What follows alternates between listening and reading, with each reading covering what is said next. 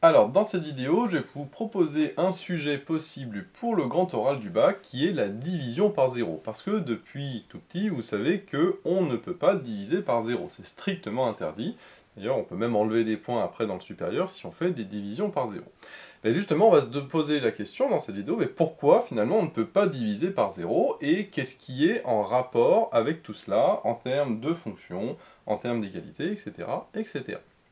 Alors, en introduction, on peut dire déjà que, en réalité, il n'y a pas 4 opérations élémentaires, hein, parce que d'habitude on dit toujours il y a 4 opérations élémentaires, plus, fois, moins et diviser. Bon, ça c'est ce que vous avez pris au CP. En réalité, il n'y en a, on peut en dire qu'il n'y en a que 2, qui est l'addition et la multiplication. Alors du coup, mais comment on fait une soustraction et une division? Eh bien, il faut bien voir que quand on fait une soustraction, par exemple quand on fait 5 moins 3, on peut très bien dire que c'est 5 plus moins 3. Donc je vois que là j'ai transformé ma soustraction en addition. Pareil pour les divisions, si je fais 7 divisé par 6, je peux très bien dire que ça c'est égal à 7 fois 1 sixième. Alors vous allez me dire, bah oui mais là 1 divisé par 6, j'ai toujours une fraction, donc j'ai toujours une division. Oui, sauf qu'on sait que 1 divisé par 6, c'est comme 6 puissance moins 1. Donc c'est fois 6 puissance moins 1. Parce que je rappelle que 1 sur A, pour A différent de 0, eh bien 1 sur A est égal à A puissance moins 1. Ce 1 n'a rien à voir avec le 1 d'ici. Hein. Si je mets par exemple 3 sur A, ben, ce sera 3 fois A puissance moins 1. Si je mets 4 sur B, ce sera 4 fois B puissance moins 1. Le puissance moins 1 veut juste dire que, oui, c'était inversé. Donc là, je vois que, finalement, je mets une multiplication à la place d'une division. Et justement, ce puissance moins 1, c'est quoi 6 puissance moins 1? C'est un sixième, c'est-à-dire c'est l'inverse de 6. Et quand on dit l'inverse de 6, bah, c'est pas si anodin que ça, parce que c'est l'inverse au sens de la multiplication. C'est exactement le même principe que pour les matrices, parce qu'on sait que si on a par exemple la matrice A fois la matrice B qui est égale à C, pour ceux qui ont vu les matrices, eh bien on ne peut pas dire que B est égal à C divisé par A. Ça, en termes de matrice, c'est strictement interdit. On ne peut pas diviser par des matrices, ça ne veut rien dire mathématiquement. Par contre, ce qu'on peut faire, c'est multiplier par A-1, justement, à gauche et à droite. Et d'ailleurs, pour les matrices, l'inverse de A se note A puissance moins 1. Exactement comme pour les réels. Sauf que pour des réels, 6 puissance moins 1, c'est 1 sixième. Par contre, pour les matrices, A puissance moins 1, bah, c'est juste A puissance moins 1. Et donc si on multiplie par A puissance moins 1 à gauche et à droite, ça fait A puissance moins 1 fois A fois B égale A puissance moins 1 fois C. A puissance moins 1 fois A, ça fait l'identité. Ça fait l'identité fois B égale A moins 1 fois C. Et on sait que l'identité fois B, ça fait B. Donc ça fait que B est égal à A moins 1 fois C.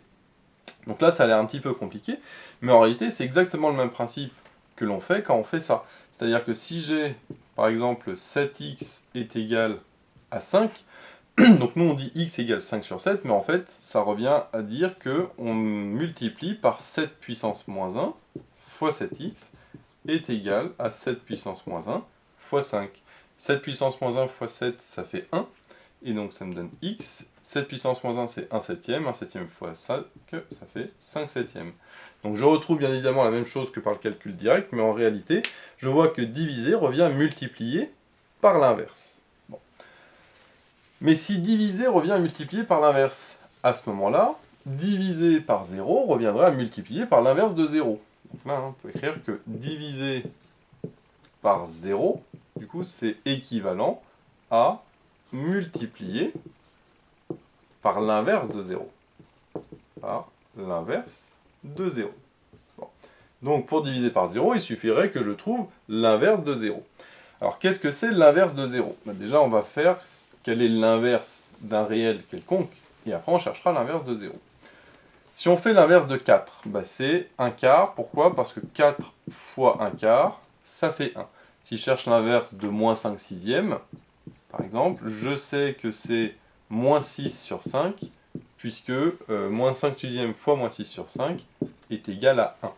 Et de manière générale, on sait que un A, un petit a on va dire, hein, petit a fois son inverse, alors l'inverse de A, je vais le noter A moins 1, c'est égal à petit e, avec petit e qui est l'élément neutre de l'espace que l'on considère. C'est-à-dire que si on est dans les réels, eh ben, l'élément neutre c'est 1, donc ça ferait que a fois a-1 est égal à 1, donc ça me donnerait que a-1 est égal à 1 sur a, donc ça c'est dans les réels. Par contre, si je suis dans les matrices, par exemple, avec une matrice B, ça fait que b fois b-1 est égal à l'élément neutre pour les matrices, mais l'élément neutre pour les matrices, c'est la matrice identité. Attention, c'est pas 1, d'accord ? Et donc justement, b fois b-1 est égal à l'identité, c'est justement la définition même de l'inverse d'une matrice. Donc si je suis ce raisonnement, eh bien ça voudrait dire que l'inverse de 0, si je note 0 puissance moins 1, serait tel que 0 fois 0 puissance moins 1 est égal à 1. Sauf que 0 fois n'importe quoi, eh bien ça ne peut pas valoir 1, ça vaut 0. D'accord ? Donc du coup, pour montrer que 0 n'est pas inversible, je pourrais dire soit x l'inverse de 0. Alors, ça veut dire que 0 fois x est égal à 1. Sauf que 0 fois x, ça vaut 0, donc ça veut dire que 0 est égal à 1. Donc bien évidemment, c'est faux, hein, contradiction. Donc ça veut dire que ce que j'ai posé au départ n'existe pas. Donc ça veut dire que l'inverse de 0 n'existe pas. L'inverse de 0 n'existe pas. Mais si l'inverse de 0 n'existe pas, je ne peux pas multiplier par l'inverse de 0, et donc je ne peux pas diviser par 0. Voilà. Donc là, c'est déjà une première réponse possible que l'on peut apporter à ce problème, en disant pourquoi on ne peut pas diviser par 0 ? Eh bien à cause de tout ce que j'ai expliqué jusqu'à présent. Bon. Alors, on ne peut pas diviser par 0, et pourtant, dans certaines vidéos, je vous dis, notamment sur les limites, donc dans certaines vidéos sur les limites, je vous ai écrit que 1 sur 0, ça tend vers plus l'infini. Alors attention, 1 sur 0 plus ou 1 sur 0 moins, mais de manière générale, 1 sur 0, ça tend vers l'infini. Alors attention, ça c'est juste une notation, ne surtout pas écrire ça sur une copie, ça s'écrit, bien sûr, au brouillon. Alors ça vient d'où ? Ça vient de la fonction inverse. Donc si on trace la fonction inverse, donc je rappelle qu'elle ressemble à peu près à ça, et donc à ce moment-là, on voit que, en effet, quand x tend vers plus l'infini, la fonction inverse se rapproche de 0.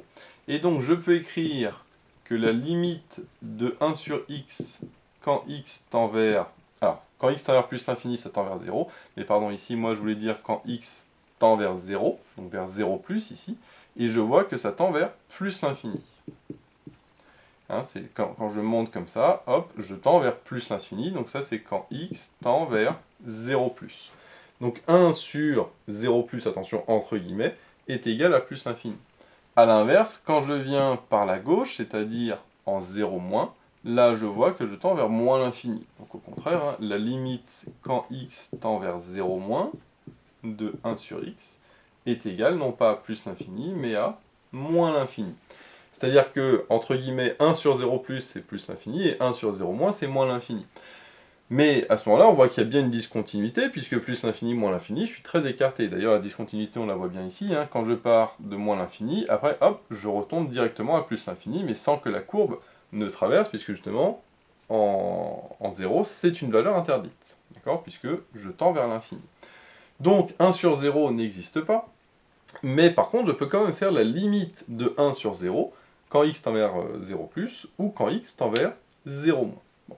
Donc ça, c'est une première chose qu'on peut dire déjà, hein, pour contrebalancer ça, on ne peut pas diviser par 0, par contre on peut faire la limite de f de x, enfin de 1 sur x, quand x tend vers 0. Alors après, il y a d'autres fonctions qui ressemblent un petit peu à ça, parce que là j'ai parlé de 1 sur x, bien évidemment, si on met 2 sur x, 3 sur x, 4 sur x, etc., c'est exactement la même chose. Sauf, attention, la fonction qui vaut 0 sur x. Si je pose pour tout x appartenant à R étoile, hein, on va voir pourquoi, g de x est égal à 0 sur x, donc bien évidemment x est une valeur interdite, enfin 0 est une valeur interdite parce que c'est le dénominateur. À ce moment-là, à quoi est égale cette fonction ? Et bien cette fonction, si on prend un x quelconque, par exemple 2, eh bien ça fait 0 sur 2, ça fait 0. Si on prend un autre réel de R étoile quelconque, par exemple moins 7, ça fait 0 sur moins 7, ça fait 0 tout le temps. Donc finalement, j'ai la fonction nulle, sauf en 0 où elle vaut 0. Donc g de x égale 0 sur x, et donc on peut dire égale 0 si x est différent de 0. C'est-à-dire que si on la trace, cette fonction, elle vaut toujours 0, sauf en 0, où là il y a une valeur interdite, et après ça continue. Alors on peut se dire, bah tiens, si elle vaut 0 tout le temps, mais par contre on voit qu'il y a un trou ici en 0, par contre je vois qu'elle est prolongeable par continuité en posant g de 0 égale 0, parce que si je pose g de 0 égale 0, ça revient à rajouter un point ici, et à ce moment-là, ma fonction serait continue. Or g de 0, entre guillemets, ce serait 0 sur 0. Et donc on pourrait se dire, bah tiens, on ne peut pas diviser par 0, mais si je fais 0 sur 0, peut-être que à ce moment-là, ça ferait 0. Alors justement, on va voir un petit peu cette histoire de 0 sur 0. Parce que, pourquoi on peut se poser cette question de 0 sur 0 ? Bah parce qu'on sait, par exemple, que 2 sur 2, si on simplifie les deux, ça fait 1. Si on fait 3 sur 3, bien évidemment, ça fait 1. Si on fait moins 2 sur moins 2, bah, ça fait 1 aussi. Et donc, si on fait 0 sur 0, bah, là, on peut se dire, peut-être que ça, je barre les 0, et puis ça fait 1, finalement. Bon. Alors pourquoi ici ça fait 1 à chaque fois? Parce que 2 c'est 2 fois 1, ici 2 fois 1, et en barrant les deux, bah, ça fait 1 sur 1, et donc ça fait 1. Là on pourrait se dire, bah, c'est pareil, hein, c'est comme si j'avais 1 fois 0, et en dessous 1 fois 0, et donc en barrant les 0, il me reste 1 sur 1, ce qui fait 1. Bon, bien évidemment c'est faux, hein, mais on va voir un petit peu pourquoi. Donc là, on a dit, je pose la fonction g de x égale 0 sur x. Mais je pourrais très bien aussi poser la fonction pour tout x appartenant à R étoile. Donc on va poser par exemple h, on va noter h de x, mais cette fois-ci qui est égal à x sur x. Et donc cette fonction x sur x, bien évidemment sur R étoile, parce que si x vaut 0, j'ai une valeur interdite. Qu'est-ce qu'elle vaut cette fonction? Et bien si on prend un R quelconque, un réel quelconque, par exemple 2, ça fait 2 sur 2. Si on prend moins 7, ça fait moins 7 sur moins 7, ça fait 1. Si on prend 6, ça fait 6 sur 6, ça fait 1. Donc en fait, on voit que ça fait tout le temps 1, sauf en 0, parce que de toute façon, c'est une valeur interdite. Donc cette fonction, elle est égale à 1, bien sûr, pour tout x différent de 0. Donc là, à l'inverse de ma fonction g qui était nulle tout le temps, j'ai ici ma fonction h, qui est égale au contraire à 1 tout le temps, sauf en 0, où là, par contre, hein, c'est une valeur interdite. D'accord? Puisque de toute façon, je ne peux pas diviser par 0. Et donc là, on pourrait se dire, bah tiens, 0 sur 0, c'est la limite de h de x quand x tend vers 0. On dit, bah tiens, si je fais la limite de h de x quand x tend vers 0, et ben on voit que quand le x tend vers 0 comme ça, que ce soit 0 plus ou 0 moins, c'est la même, donc je ne vais pas différencier. Et on voit que dans les deux cas, je tends vers 1. Donc à ce moment-là, bah ça c'est égal à 1. Ça, cette limite, elle vaut vraiment 1, puisqu'on voit que quand on va vers la gauche ou vers la droite, ça tend vers 1. Et on va se dire, bah tiens, la limite de h de x quand x tend vers 0, bah je remplace le x par 0, ça fait 0 sur 0. Donc là on pourrait se dire, bah tiens, ça fait 0 sur 0. Donc là, on aurait 0 sur 0 qui est égal à 1. Alors, bien évidemment, je n'ai pas le droit de faire ça. Et pourquoi je n'ai pas le droit de dire que la limite de h de x, ce serait le fait de remplacer x par 0? Parce que la fonction h, justement, n'est pas continue. D'accord? Si je dis, par exemple, que la limite de f de x quand x tend vers 2 est égale à f de 2, ça, c'est, attention, équivalent à dire que f est continue en 2. Est continue en 2. Donc si f est continue en 2, j'ai le droit de dire que la limite de f de x quand x tend vers 2 est égale à f de 2. Sauf que là, est-ce que h est continu en 0? Bah non, parce qu'on voit qu'il y a un point de discontinuité. Et donc si on ne se souvient pas de cette propriété, eh bien on peut arriver à n'importe quoi, qui est de dire, bah tiens, 0 sur 0, ça fait 1, d'accord? J'ai pas le droit de diviser par 0, mais j'ai le droit de faire 0 sur 0.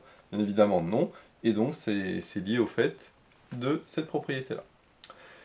Donc comme on le voit, hein, on peut 0 sur 0, ça fait rien du tout, ça fait ni 1 ni 0, parce que là on peut se dire, bah tiens, si je fais la même chose, la limite quand x tend vers 0, bah, j'aurai 0 sur 0, et là par contre ça ferait 0, et là ça ferait 1. Donc bien évidemment, je ne peux pas avoir deux valeurs différentes, tout simplement puisque 0 sur 0 n'existe pas non plus. Donc ça c'est ce qu'on peut rajouter, hein, éventuellement, quand on parle de la division par 0, de voir que si on retourne le problème dans n'importe quel sens, même en essayant de faire des fonctions qui ne sont pas définies mais qui sont prolongeables par continuité, eh bien on arrive quand même à du grand n'importe quoi. Alors pour terminer, on peut aussi voir l'importance justement de ne pas diviser par 0. C'est que, imaginons que je demande de résoudre l'équation x carré qui est égale à x. Une équation assez classique.